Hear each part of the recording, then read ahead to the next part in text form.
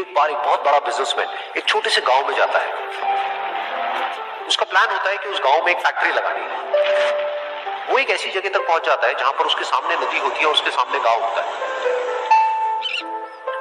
अब उसके पास में दो ऑप्शंस होते हैं। एक कि वो सड़क के रास्ते से घूम करके उस गांव तक पहुंचे, जिसमें करीब करीब 8 घंटे लगेंगे, क्योंकि डायरेक्ट कोई रास्ता नहीं है वहां तक पहुंचने का। दूसरा कि सिर्फ 20 मिनट में एक नाव में बैठ करके उस नदी को पार करके उस गांव तक पहुंच जाए। तो अपना टाइम बचाने के लिए उसने उस नाव में बैठने का डिसीजन लिया।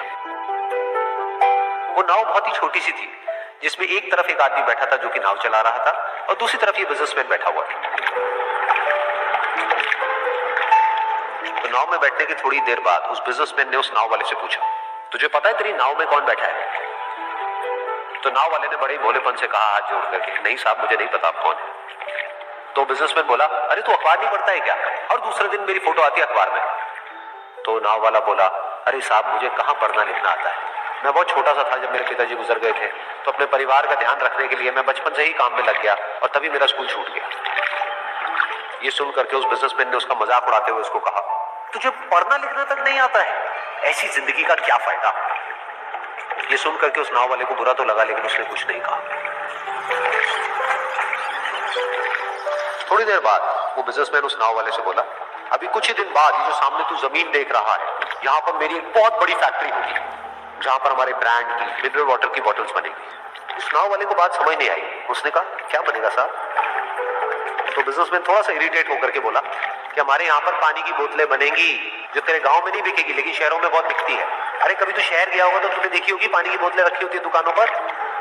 फिर वो नाव वाला बोला, अरे साहब मुझे कैसे पता होगा, मैं तो कभी इस गांव से बाहर गया ही नहीं।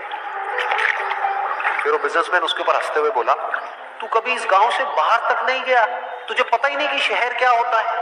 अरे ऐसी जिंदगी का क्या फायदा? उसकी ये बात सुन करके उस नाव वाले को सच में लगने लगा कि मेरी जिंदगी शायद किसी काम की नहीं है।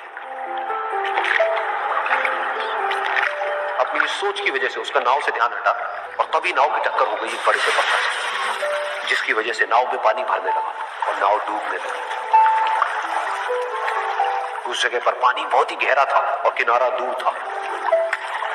नाव वाले को समझ आ गया कि अब इस नाव को बचाने का कोई तरीका नहीं है और वो अपनी जान बचाने के लिए नदी में छलांग मारने ही वाला था। तभी उसने उस बिजनेसमैन से पूछा, साहब आपको तैरना तो आता है ना? तो बिजनेसमैन घबरा करके बोला, ऐसा क्यों पूछ रहे हैं, मुझे तैरना नहीं आता है। उसकी ये बात सुन करके नाव वाले को हंसी आ गई और वो बोला, अरे साहब आपको तैरना तक नहीं आता, ऐसी जिंदगी का क्या फायदा? ये सुन करके उस बिजनेसमैन को अपनी गलती का एहसास हुआ और वो हाथ जोड़ करके उस नाव वाले से बोला, तुम जो कहोगे मैं तुम्हें दूंगा, बस मेरी जान बचा लो। तो उस नाव वाले ने बोला, अरे साहब आप घबराओ नहीं, मुझे सिर्फ तैरना नहीं आता है, मुझे डूबते हुए लोगों को बचाना भी आता है, आप मुझे कस के पकड़ लो, मैं आपको कुछ नहीं होने दूंगा। और फिर उस नाव वाले ने ना सिर्फ अपनी बल्कि उस बिजनेसमैन की भी जान बचाई। तो इस कहानी से हम एक बहुत बड़ी सीख ले सकते हैं कि हमें जिंदगी में कभी भी किसी का भी मजाक नहीं उड़ाना चाहिए या उसको अपने से कम नहीं समझना चाहिए, क्योंकि हमें नहीं